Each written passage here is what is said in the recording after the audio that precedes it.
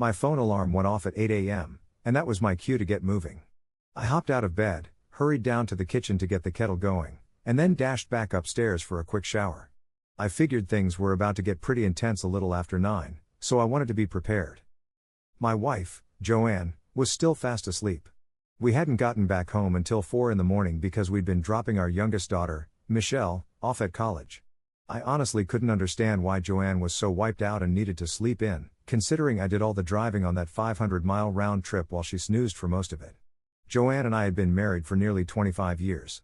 We raised 3 great kids, all of whom I'm really proud of, especially since they all made it into college.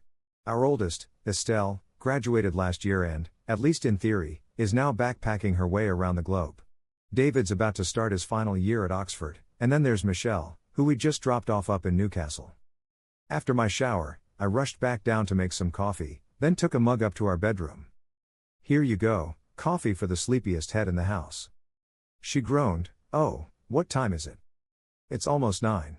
Time for you to get moving." She stretched and sat up, wrapping her hands around the mug. "Why? We don't have anything planned for today."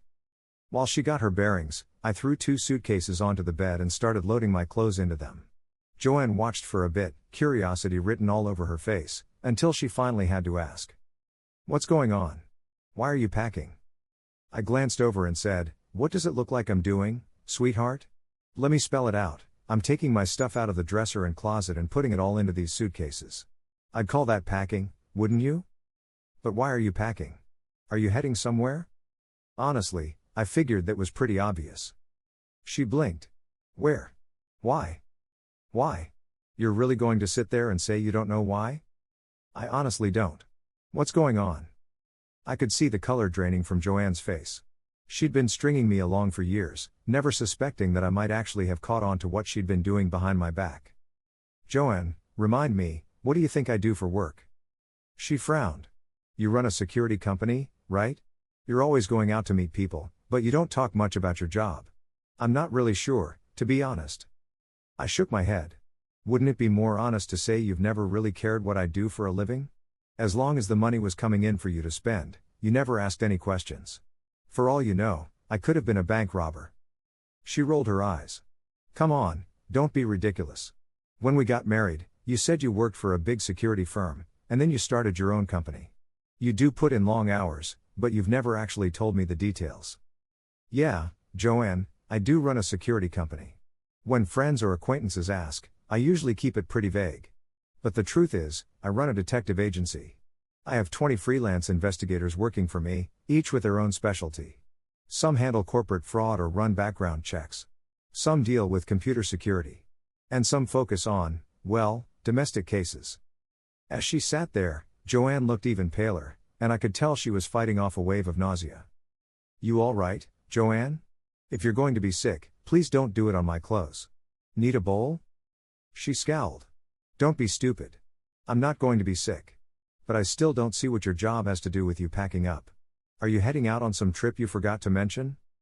I walked over to the dresser and opened my laptop. With a tap, the screen lit up, showing a very compromising photo of Joanne. It was clear evidence of her cheating with a man, and it even played audio of the guy's voice. I turned to her, my voice heavy. "Let me tell you, the first time I saw this footage, I honestly felt sick to my stomach." Joanne, quick on her feet, immediately went on the defensive. "What did you expect? You stopped being interested in me years ago. I had to find some way to feel desired. Did you think I'd just give up on that part of my life because you checked out?" I shook my head. "Joanne, I stopped being intimate with you after I discovered you were involved with Tony and Greg, those 2 trainers at the gym. They were both running around with anyone they could. I had no idea what you might bring home from them. Speaking of which, have you heard from Tony lately?" She didn't answer. She just sat there, staring at the screen in silence. "You still haven't answered my question, have you heard from Tony lately? I'm guessing you haven't. Well, just so you know, he was admitted to an AIDS clinic last month. If I were you, I'd seriously consider getting checked out." At this, Joanne broke down, her tears coming fast. "You're unbelievable. You knew all this and didn't say a word?" "Didn't say a word about what? About you running off with whoever caught your eye, or about Tony's diagnosis? Truth is, I'm not sure how long he's been sick. You haven't been with him for about 3 years, So chances are you're in the clear.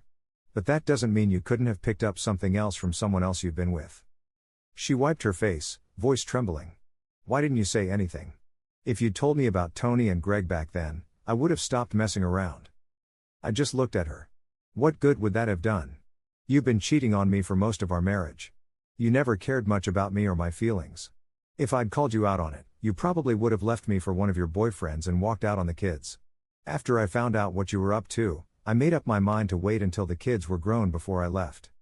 She stared at me, eyes hard. So you're saying you've been planning this all along? Just waiting for the kids to leave so you could walk out? They're not our kids, Joanne. Only Estelle is mine. David and Michelle each have a different father. She shook her head, almost laughing. That's ridiculous. Of course you're their dad. Honestly, I doubt you really know who their fathers are.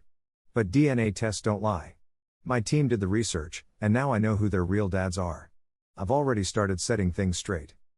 She clung to her story. This is insane. You're their father. I raised my hand, asking her to stop. Let's be real, Joanne. You've been running around on me since we first met, both before and after we got married. I worked myself into the ground trying to give you everything you wanted, while you just kept taking advantage of me. In the end, I finally caught you. So don't stand there pretending you're some innocent.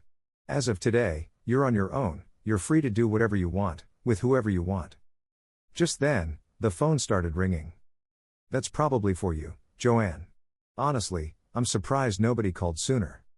She glared at me as she answered the call, and I just listened to her half of the conversation.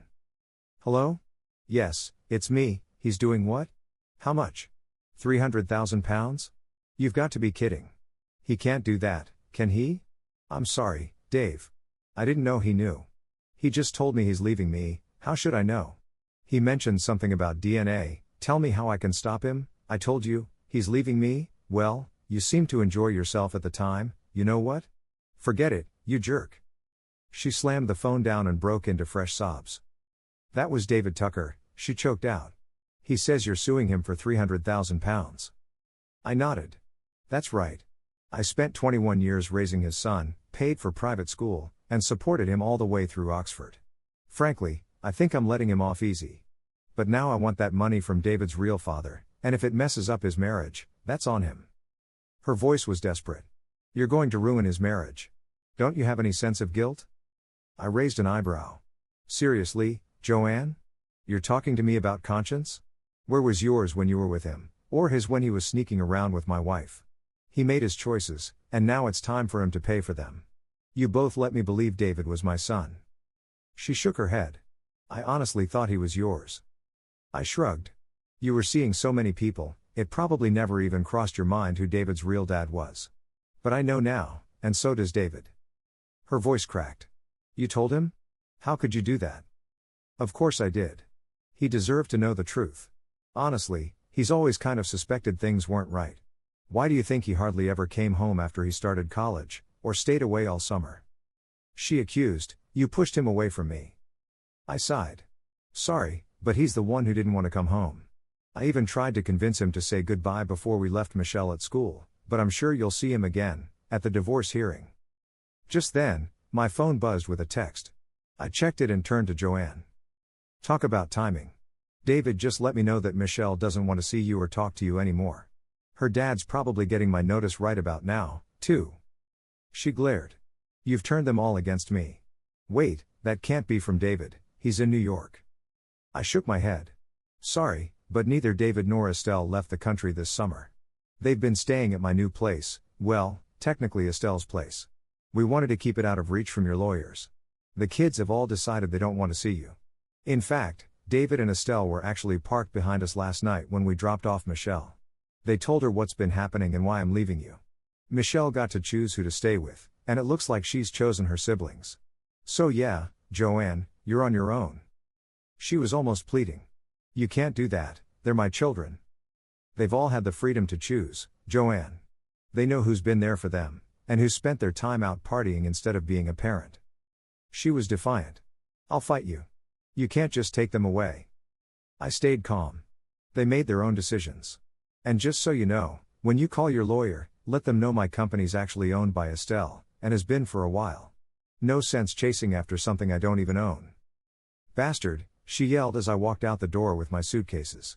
Those were the last words I ever heard from her.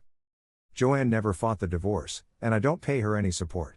David and Michelle's real fathers settled with me out of court, not for the full amount I asked, but enough for both kids to have a good start in life. Whatever happened to those guys' marriages isn't my problem. The kids chose to cut Joanne out, and honestly, we don't know where she is anymore. Someone from my office told me she got in trouble with the law for prostitution a while back, but I've kept that from the kids. I'm getting married again soon, to my former secretary, Samantha. For the record, nothing happened between us while I was still married. When I first found out about Joanne's betrayal, Sam was the only one I could really talk to. She actually left my company to have a baby a few years back. While she was still in the hospital, her husband ran off with someone else. Naturally, she reached out to me for support. Sam's about 10 years younger than me, but my kids are all for it. They actually encouraged us to take a shot at happiness together. Life moves forward, no matter what.